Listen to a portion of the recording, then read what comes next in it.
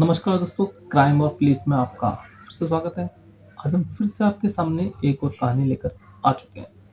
दोस्तों, शक न जाने कितने लोगों की ज़िंदगी को बर्बाद कर चुका है। शक की वजह से ही लोग एक दूसरे पर भरोसा नहीं कर पाते हैं, अच्छे-अच्छे रिश्तों को भी खराब कर देते हैं और उन रिश्तों के बीच में इस शक की वजह से जो है दरार आ जाती है।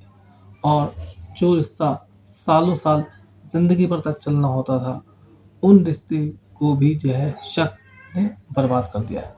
तो दोस्तों, आज हम जो आपको एक कहानी सुनाने जा रहे हैं, ये कहानी भी एक ऐसी सा कहानी है जिसमें पति और पत्नी के बीच में एक शक की भावना आ गई थी, जिस शक की वजह से पूरे के पूरे परिवार को तबाह कर दिया था इस शक ने और परिवार को जो है इस शक की जो है भेंट चढ़ना पड़ गया था।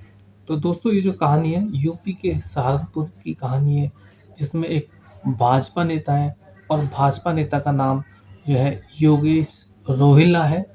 योगेश रोहिल्ला के परिवार में 5 लोग हैं, जिसमें वो खुद, पत्नी और 3 बच्चे हैं। 3 बच्चों में सबसे बड़ी उसकी बेटी है, जिसका नाम श्रद्धा है और श्रद्धा जो है 8 साल की है। वहीं 2 बेटे हैं, एक का नाम देवांश है।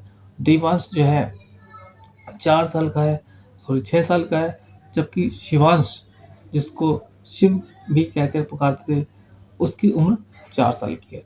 पत्नी का नाम नेहा है और एक कैराना की रहने वाली है।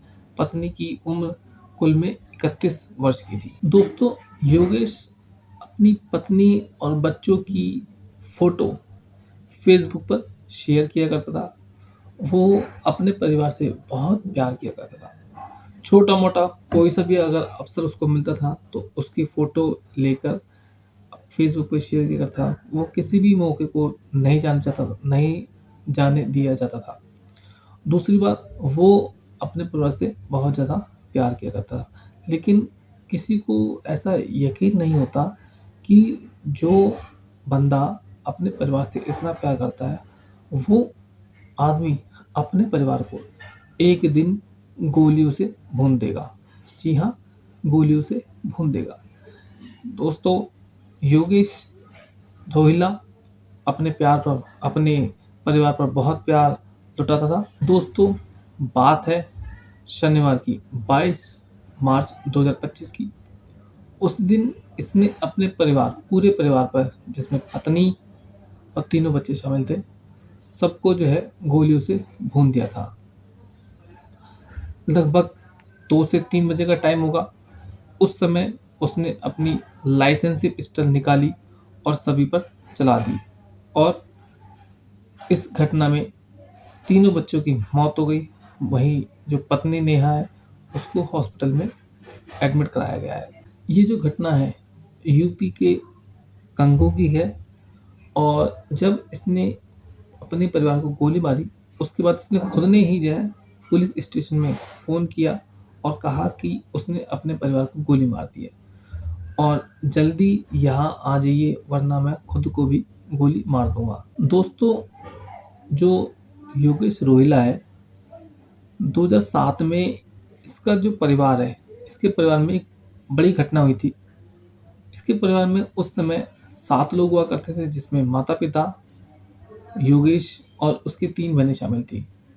जो योगेश रोहिल्ला है, इसकी गतिविधियाँ भी उस समय बहुत जो है परेशानी करने वाली थी, जिसकी वजह से परिवार ने तंग आकर ज़हर खा लिया था, ऐसा बताया जा रहा है और पूरे परिवार ने जो है सिवाय योगेश रोहिल्ला के आत्महत्या कर ली थी। दोस्तों, उस समय जो है जब उसके परिवार के 7 जो 5 जो परिवार के जो अन्य सदस्य हैं, 6 लोग, उनकी जब चिता जलाई जा रही थी, तो उसमें पुलिस ने जलती चिता से शवों को निकलवाया था और उनको पोस्टमार्टम के लिए भेजा था।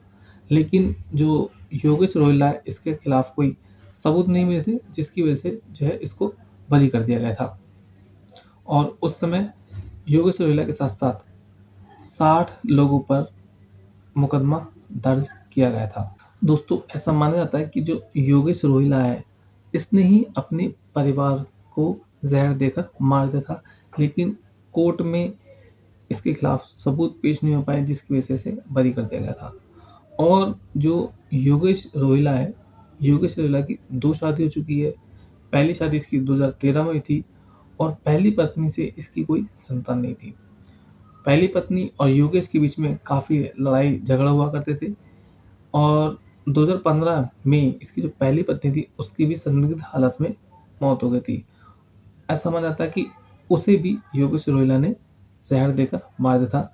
लेकिन जो योगेश रोहिला है, इसकी जो है राजनीति में अच्छी पकड़ है, जिसकी वजह से इस पर जो है किसी प्रकार का जो है केस दायर नहीं हो पाया और वह मामला वहीं दबकर रह गया था।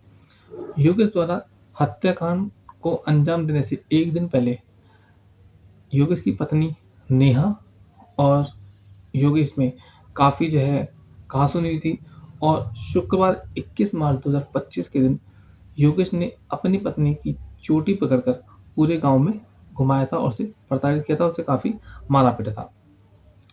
गाँव वालों ने ऐसा कहा है कि ये जो है अपनी पत्नी को टॉर्चर किया गया था करता था और लगातार 2 महीने से पति-पत्नी के बीच में काफ़ी जो है लड़ाई-झगड़े हो रहे थे और ये अपनी पत्नी के साथ काफ़ी मारपीट किया करता था। 22 मार्च 2025 को जो योगेश था, लगभग घटना से 1.5 घंटे पहले ही अपने बच्चों को स्कूल से लेकर आया था। जो तीनों बच्चे थे वो एक ही स्कूल में पढ़ते थे, गाँव के किसी निजी स्कूल में। जब घर पर आता है तो आने के बाद जो योगेश रोहिला है और उसकी पत्नी है, उनके बीच में जो है झगड़ा हो जाता है किसी बात को लेकर।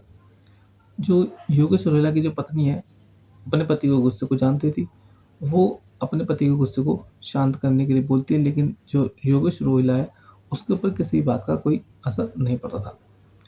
बाद में जो योगेश रोहिला अपनी लाइसेंसी बंदूक लेकर आता है और बंदूक लाने के बाद वो अपनी बेटी श्रद्धा पर गोली चला देता है। जब पत्नी इस चीज़ को देखती है तो पत्नी वहाँ से जो है अपने बेटे को लेकर बाहर की तरफ भागना चाहती है, लेकिन जैसे ही बाहर की तरफ भागती है तो घर का दरवाज़ा अंदर से लॉक था, तो वो दौड़कर जो है जो पत्नी थी उस पर और अपने बेटे पर गोली से वार कर देता है। जैसे ही पहली गोली चली थी जो श्रद्धा पे चलाई गई थी, बराबर में उसका चचेरा भाई रहता था, तो चचेरे भाई ने जो है गोली की आवाज़ सुनी, वो बाहर निकल कर आता है, कमरे पर देखता है तो दरवाज़ा बंद पड़ा था। उसी वक़्त वो छत पर जाता है, छत पर जब जाता है तो दोबारा जो है गोली की आवाज़ सुनता है, वो बाहर से ही जो है योगेश रोहिला को जो है ऐसा करने से रोकता है, लेकिन तब तक वो जो है सारी गोलियाँ चला चुका था और अपने परिवार के सभी सदस्यों पर गोली चला चुका था। अब दरवाज़ा ऊपर से बंद था तो वह जो उनकी रक्षा भी नहीं कर पाया। फिर जो उसका जो चचेरा भाई था, वो बाहर से तेज़ी से चिल्लाता है, लोगों को इकट्ठा करता है। लेकिन इतने टाइम तक काफ़ी देर हो चुकी थी क्योंकि उसने सभी बच्चों पर गोली और सभी अपनी पत्नी पर गोली चला दी थी। जैसे ही वहाँ लोग बच्चे और नेहा को खून से लथपथ देखते हैं, तो सभी लोग सन्न रह जाते हैं। पुलिस पूछताछ करती है योगेश रोहिला से, तो योगेश रोहिला बताता है कि उसे अपनी पत्नी के कैरेक्टर पर शक था, वो उससे काफ़ी परेशान था। बताता है कि उसकी पत्नी का चक्कर किसी गाँव के ही लड़के से चल रहा था और उसने उसको कई बार पकड़ा भी था और इसके लिए उसने उसे कई बार मना भी किया था, उसे समझाया भी था, लेकिन उसकी पत्नी नहीं मानी थी और इसी बात को लेकर उनके बीच में शनिवार को झगड़ा भी हुआ था।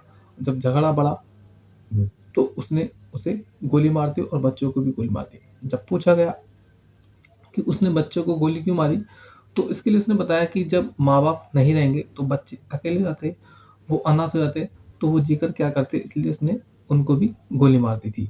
पुलिस को पूछताछ में योगेश ने ये भी बताया कि जो शिवांश है उसका छोटा बेटा, वो उसका बेटा नहीं है।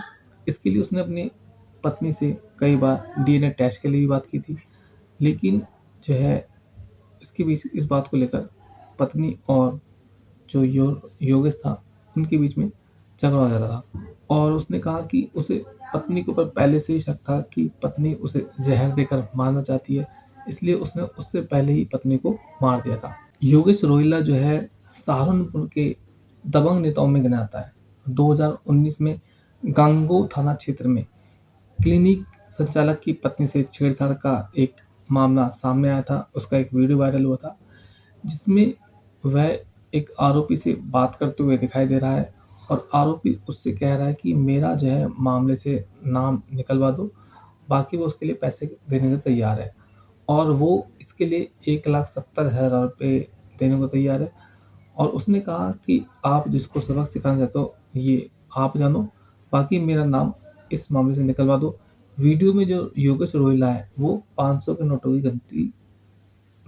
की गिनती करता हुआ दिखाई दे रहा है। साथ ही योगेश का जब ये वीडियो वायरल हुआ तो पार्टी ने उससे किनारा कर लिया और साथ ही पुलिस ने इस समय रोहिला को गिरफ्तार कर लिया है और आगे की कार्रवाई जारी है। हमारा उद्देश्य केवल जानकारी देना है, हमारा उद्देश्य किसी को डिफेम करना नहीं है। ये सारी जो मैंने आपको बातें बताई है, ये सारी न्यूज़ के बेस पर ही आपको मैंने बताई है। आशा करता हूँ कि कहानी आपको सही लगी होगी। प्लीज़ चैनल को ज़रूर सब्सक्राइब कीजिएगा। धन्यवाद।